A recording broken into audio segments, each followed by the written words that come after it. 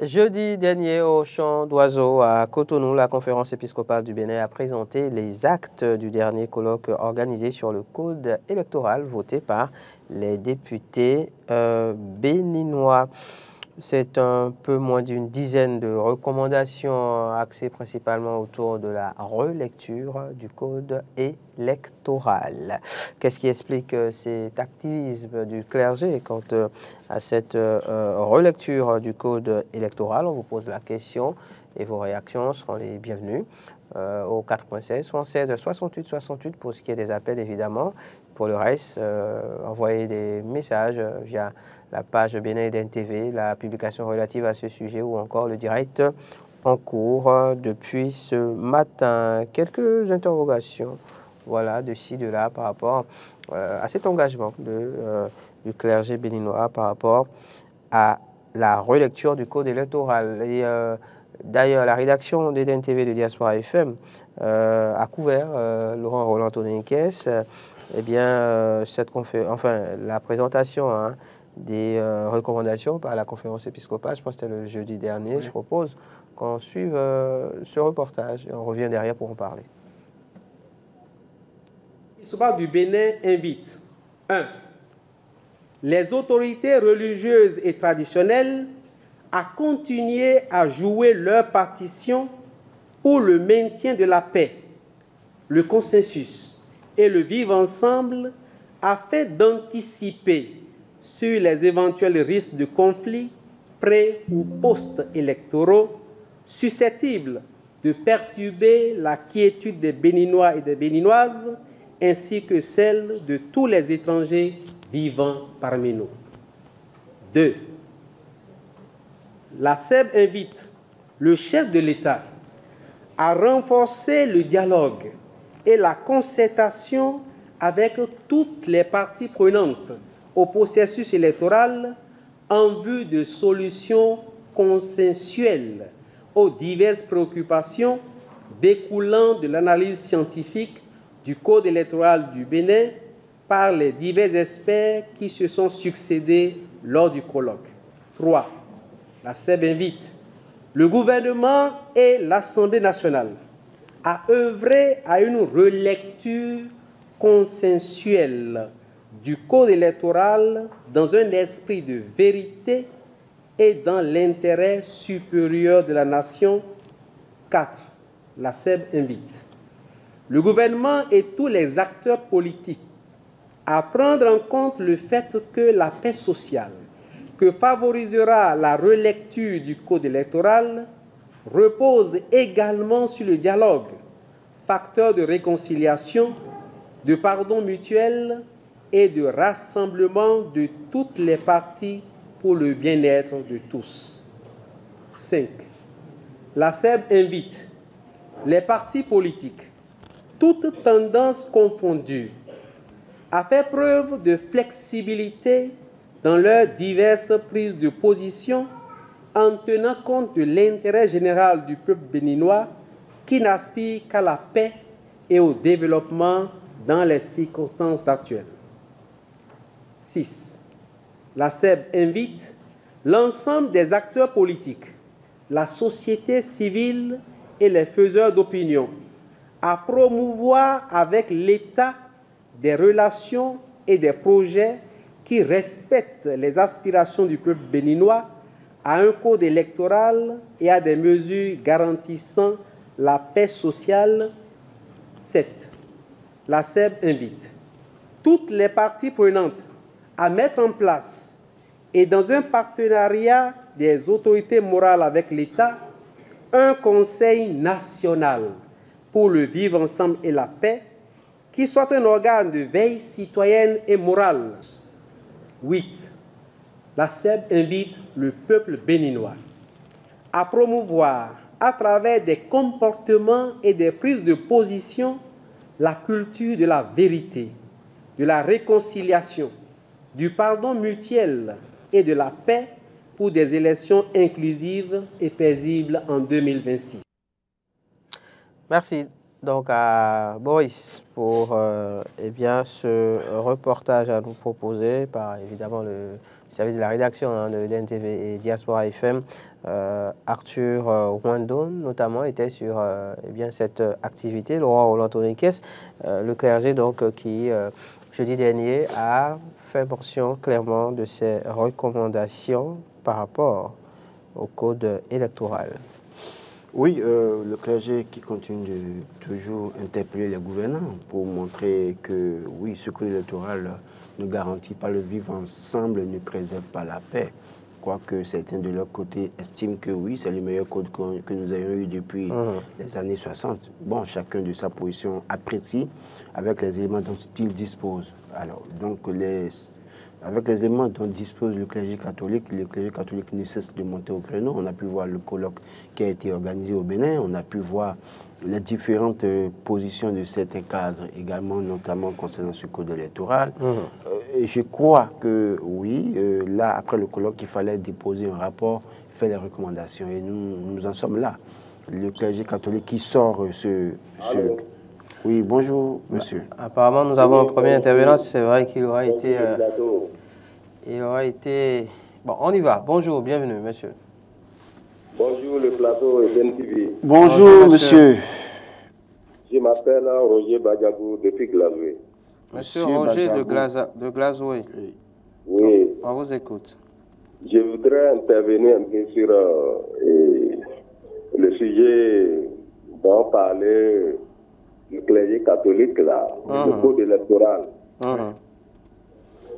Et ce que je comprends là, ce que je ne comprends pas, je vais dire. D'abord, au départ, je vais vous dire, je suis un chrétien catholique. D'accord. Fervent. Voilà. Okay. Maintenant, par rapport au code électoral dont parlait le clergé catholique depuis là, ils ont fait leur colloque à propos. Moi, ça me gêne un peu. Ok.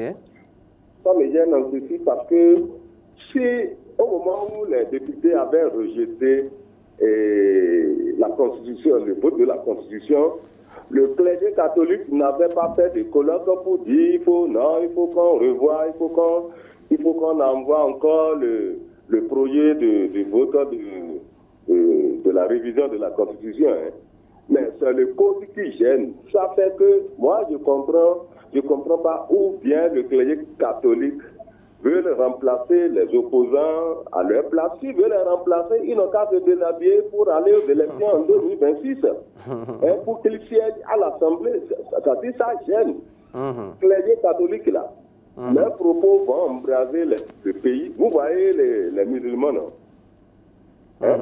Vous voyez les musulmans à Parakou, ce que nous entendons, et chacun, et les églises célestes vont s'ingérer, et les protestants, ainsi de suite. Tout le monde va commencer par s'ingérer, et ça va amener du désordre dans le pays. Non, ça suffit. D'accord. Ça laisser. D'accord. On vous aura compris. Vous estimez qu'il y a une sorte d'ingérence et que c'est suspect. Pourquoi le clergé ne s'est pas intéressé à la révision de la Constitution et est très actif par rapport à la relecture du Code électoral. Merci beaucoup, Monsieur Roger. Bonne suite de journée à vous à Glazoué. Il a précisé qu'il est un chrétien catholique fervent. C'est pas la précision. Pour que cela ne prête pas, évidemment, c'est pas la précision qui compte. À une interprétation. C'est pas la précision du fait qu'il est catholique qui compte. C'est l'appréciation qui compte.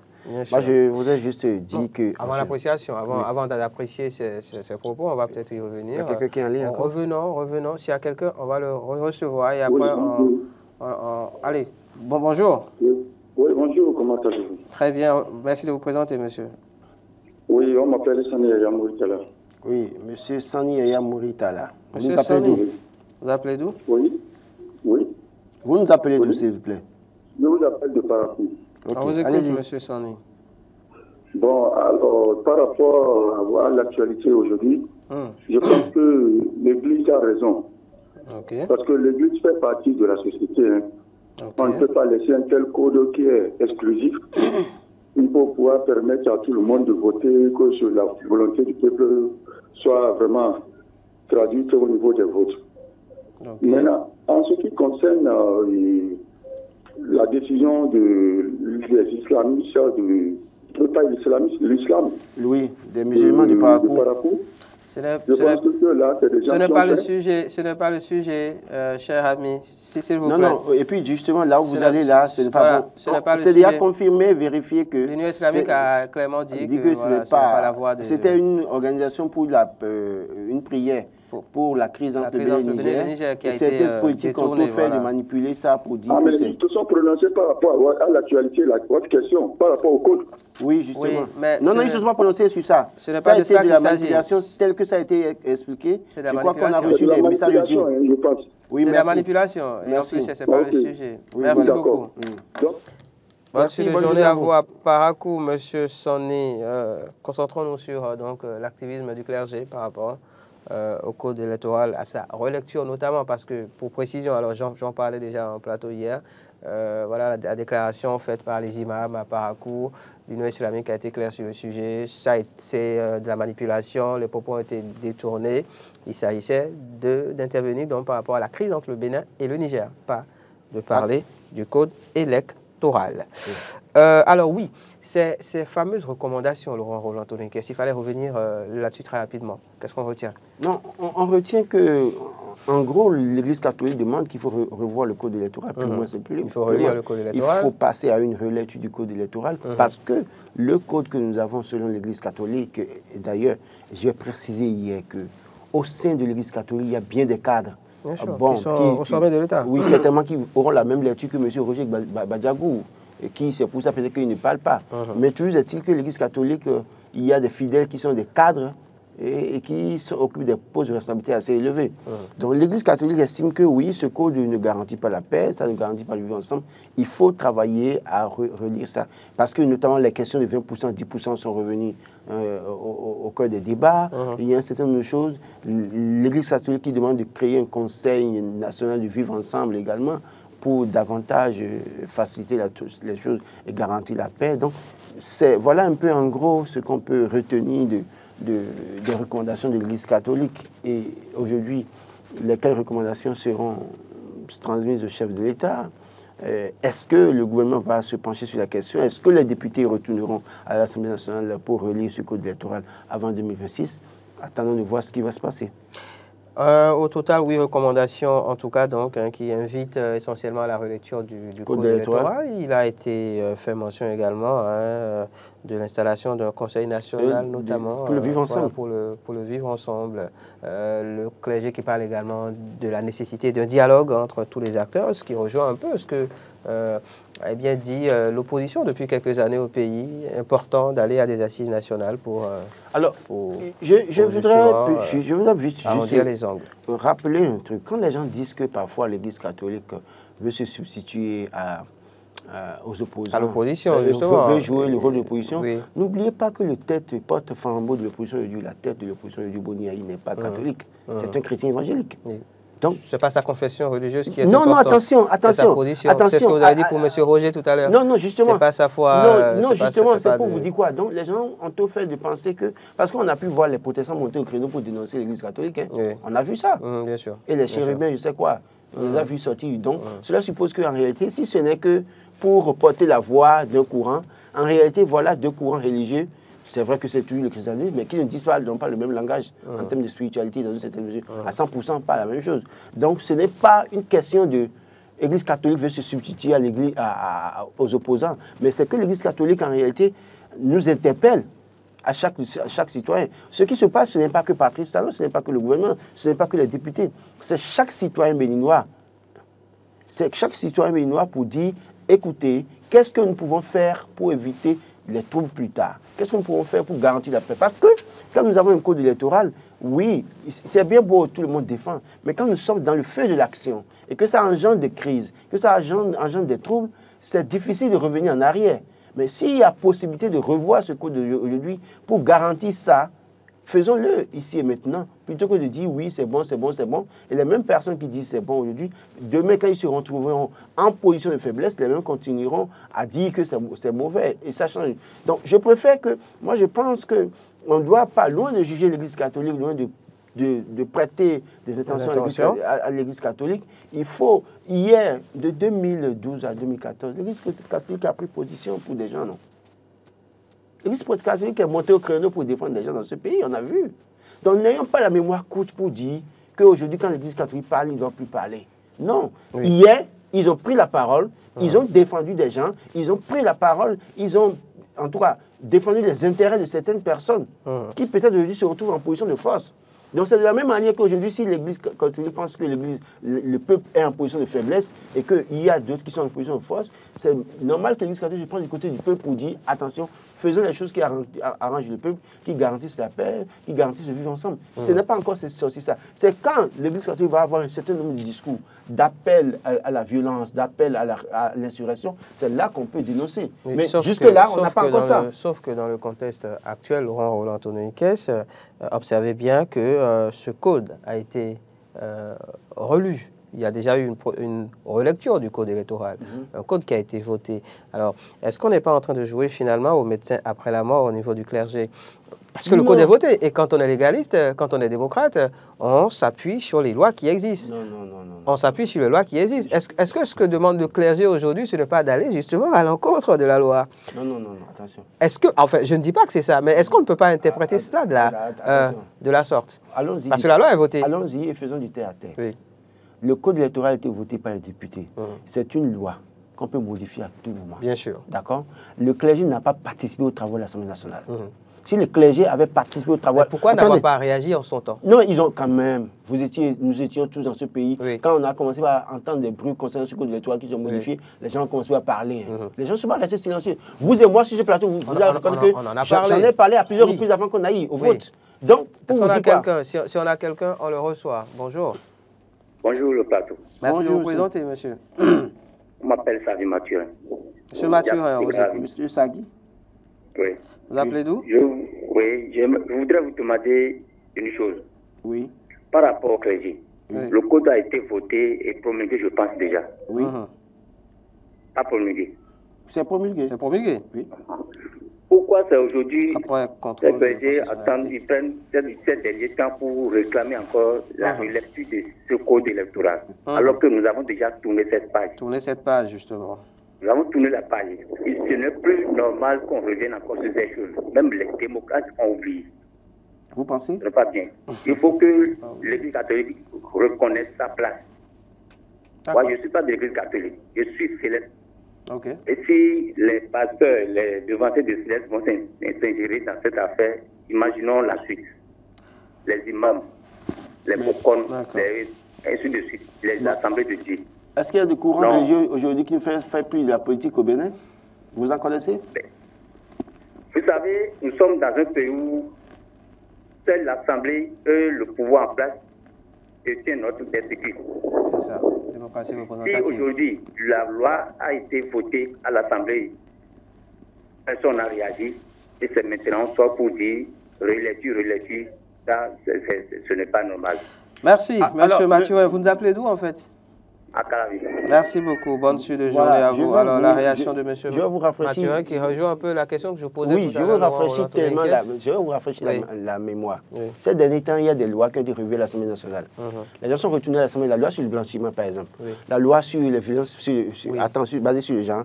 On a vu que les gens, quand même les lois existaient, ces lois existaient, sont votées. Et qu'on a, à un moment donné, senti qu'il faut revoir ces lois, on est retourné à l'Assemblée nationale. Pourquoi est-ce que vous estimez que pour le code électoral, une fois que parce que c'est voté, c'est promulgué, on peut plus retourner à l'Assemblée nationale? Promulgué il y a à peine quelques semaines, quelques mois. On est à quoi? À peine un mois ou 2 mois après la promulgation. Je voudrais que nous ayons... Et le fameux code n'a pas encore été éprouvé. On n'a pas encore utilisé. Si vous voyez, est-ce que vous voyez en l'état, vous là, qui est là, si on doit faire les choses de façon transparente, est-ce que vous voyez véritablement une formation politique avoir 20% dans chaque circonscription électorale dans le Bénin? Le code s'applique à toutes les formations politiques. Oui, mais je dis, est-ce que vous connaissez? Mais allons éprouver le code. Évitons les situations qui vont nous amener dans des et après reparlons. Évitons les moments d'incertitude qui peuvent vous amener au trouble. Bonjour, bienvenue. Merci de vous présenter, monsieur. Monsieur Léon Djoko. Monsieur Léon. Oui. Vous appelez d'où? Oui, je voudrais intervenir par rapport au débat qui se passe actuellement là. Oui. Ok. Oui. J'appelle de Comé. D'accord. Allez-y, diminuez le volume du poste téléviseur, on s'entendra mieux. D'accord, merci beaucoup. Monsieur Léon, quoi, s'il vous plaît? Ok, c'est par rapport au code que je voudrais intervenir. Moi, je dis que les réclamations du clergé sont bien fondées. Ok. Parce que ce qui se passe là, ce n'est pas les politiques seuls qui vont en souffrir. Hein. Ce n'est pas les politiques seuls qui vont en souffrir. Et imaginons un instant, ce code-là, où on parle de 20% dans toutes les circonscriptions électorales. Si aucun parti n'arrive à avoir les 20% dans toutes les circonscriptions électorales, ça va se passer comment? Non, le code n'a pas prévu ce qu'on doit faire dans ce cas-là. Non, le président de la commission des lois a répondu à cette question en disant qu'on reprend les élections. On reprend les élections. Vous voyez un peu, on reprend les élections. Quand on reprend les élections, ça ne veut pas dire qu'on a changé les électeurs. Vous pouvez reprendre les élections, vous allez encore tomber dans la même situation. Puisque moi j'ai voté pour telle personne, vous reprenez l'élection, je vote encore pour la même personne. Ça dépend. Si vous votez pour la même personne, est-ce que vous pouvez avoir, en tout cas, qu'est-ce que vous pouvez dénouer cette situation-là? Ça veut dire que vous aurez à reprendre les élections éperdument.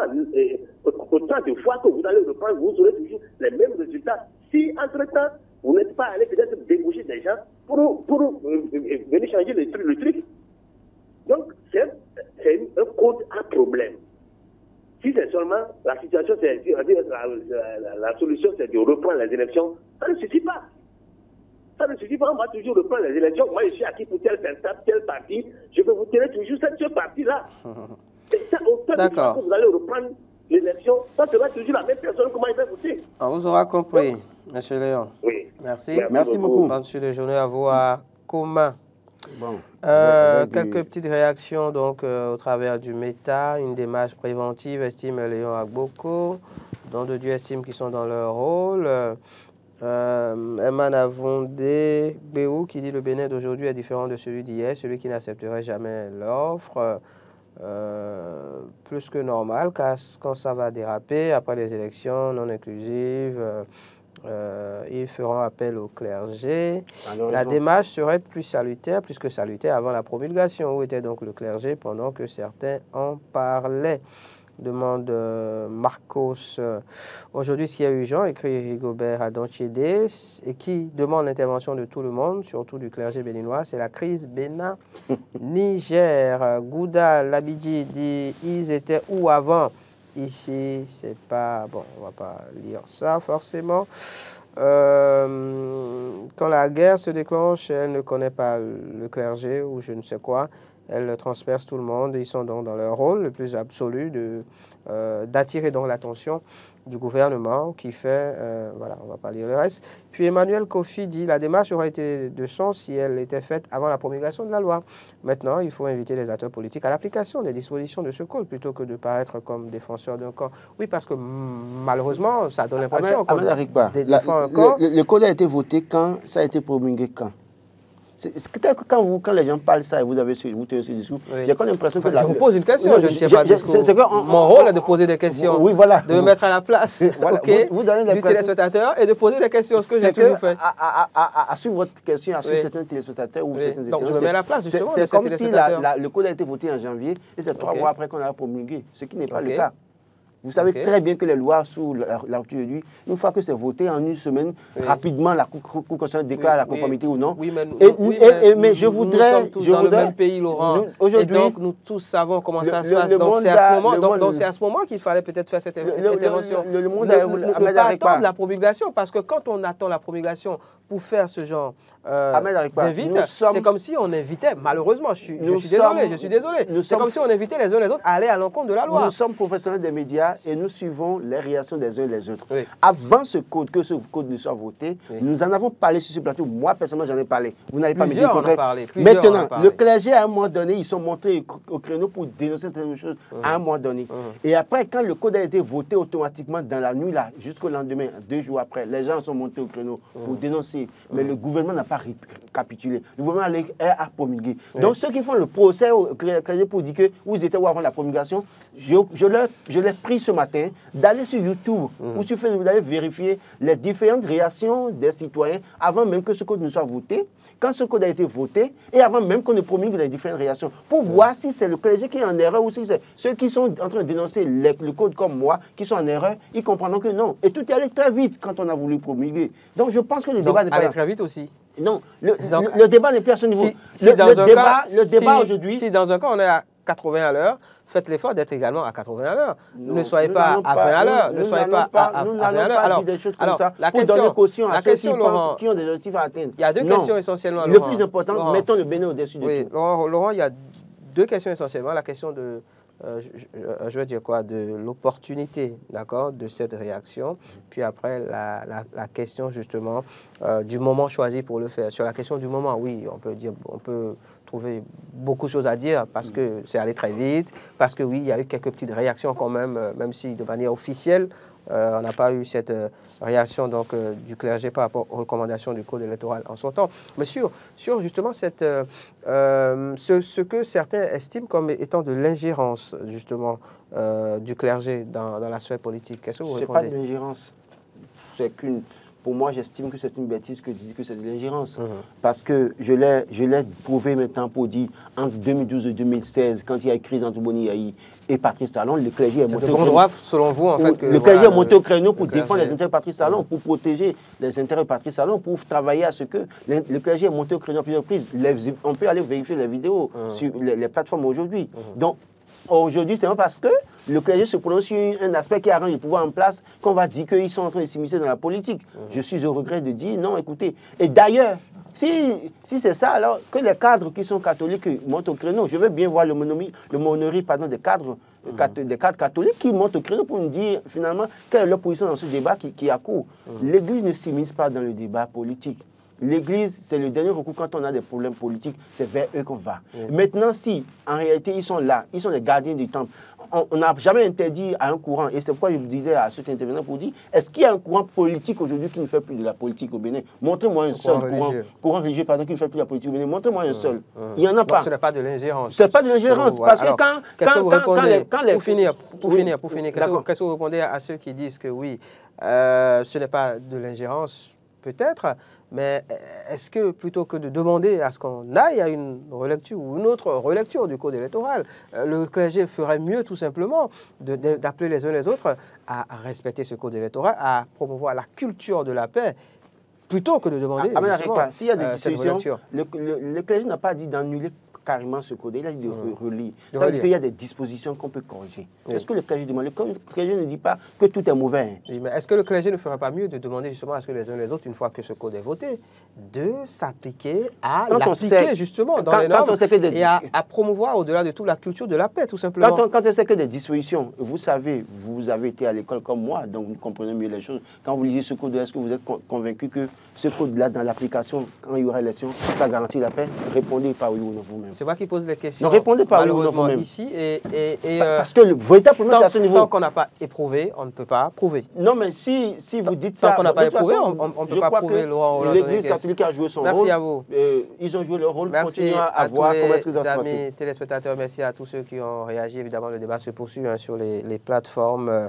Envoyez vos commentaires et faites vos différentes analyses. On reviendra sur le sujet très prochainement en plateau avec d'autres invités. Au revoir. À demain. Moïse Agua à la présentation.